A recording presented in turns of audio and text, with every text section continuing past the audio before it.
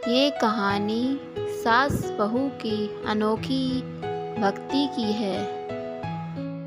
भगवान को पाने के लिए किसी दिखावे या छलावे की जरूरत नहीं है। कृष्ण तो सिर्फ भाव के ही भूखे हैं। जो भगवान से सच्चे मन से प्रेम करता है वो उन्हीं के हो जाते हैं। एक परिवार में दो कृष्ण भक्त सास बहू रहती थी। भगवान की कृपा से उनके घर में किसी प्रकार की कमी नहीं थी। सास हमेशा लड्डू गोपाल की सेवा व पूजा में लगी रहती और बहू घर काम में लगी रहती। सास का नियम था कि वो सुबह जल्दी उठकर लड्डू गोपाल को स्नान कराकर बड़े प्रेम भाव से उनका श्रृंगार करती, उन्हें सुंदर सजाती। फिर उसके बाद माखन मिश्री का भोग लगाती। जब लड्डू गोपाल माखन मिश्री का भोग लगाते तो फिर उसके बाद रात में वो उन्हें शयन करा देती। ये उनका रोज का नियम था।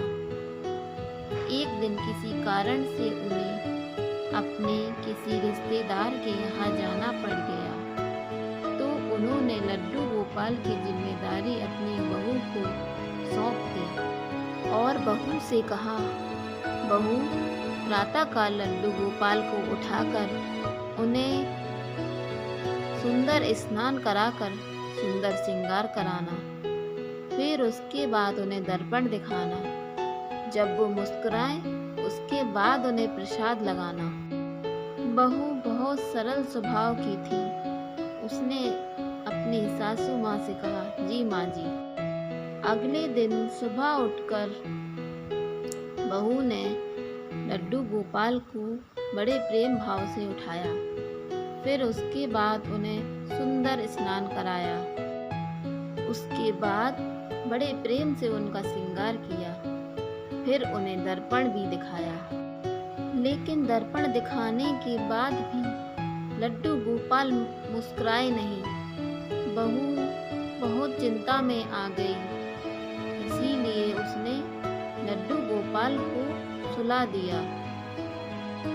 फिर दोबारा उन्हें उठाया।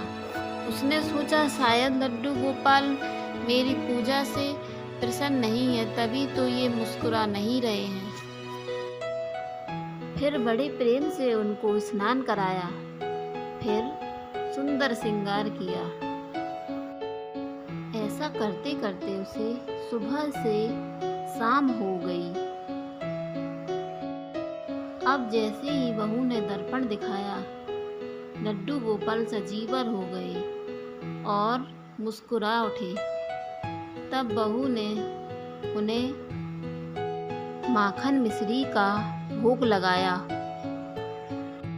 अब भगवान को भी समझ में आ गया ये मेरी बहुत ही सरल भक्त है। तो अब जब वो भगवान को स्नान कराती, सुंदर वस्त्र पहनाती और दर्पण दिखाती, भगवान तुरंत ही मुस्कुरा जाते